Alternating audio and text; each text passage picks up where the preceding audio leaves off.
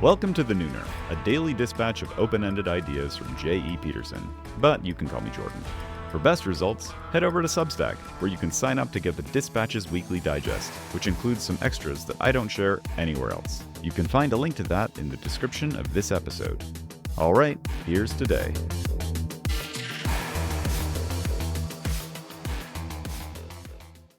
$80 million intransigent gun owners. The other day, I stumbled across this 4th of July post by Naval Ravikant. Ultimately, whether visible or not, the people with the guns are always in charge. America, and by extension the West, remain free because of 80 million armed and intransigent Americans. Like any normal boy, I thought guns were pretty cool when I was young, because in some sense they are objectively neat, insofar as they are one of the fundamental marvels of projectile engineering, and insofarther as it is fun to shoot things. I didn't do well in Boy Scouts, we moved too much, and I was bad at keeping records, but I did go to camp 2 or 3 years in a row, and by far my favorite merit badge was marksmanship.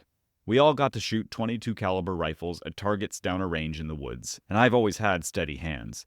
That was one of a very small handful of memories I have of ever shooting a gun. Guns really just aren't a big part of my life.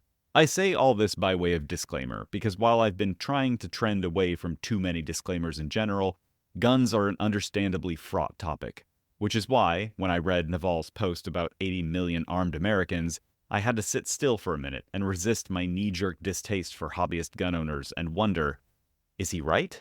The favorite counter to the proposition that gun-toting civilians are responsible for stemming the tide of tyranny is, what's an AR-15 gonna do against a tank? Because, of course, if a tank rolls up, it won't matter what Rodney Redneck can pull out of his arsenal of small arms. But that argument only works if we're talking about specific, limited scenarios, of which there have been several tragic examples. But it doesn't work at scale. Consider typical town USA, with its typical police and typical civilians, some percentage of whom own guns. Not a lot of guns, not big guns, but guns that could nonetheless kill a typical town beat cop just fine. In an alternate version of typical town, in which 0 civilians own guns, it would be much easier for typical town cops to do totalitarian things. If they have regular guns and the civilians have none at all, then, as Naval suggested, there is 0 balance of lethal power. But in the real typical town, with a typical number of gun owners and guns, the calculus is always going to be different. Totalitarian things are a much less viable option. State coercion of any kind is much more costly.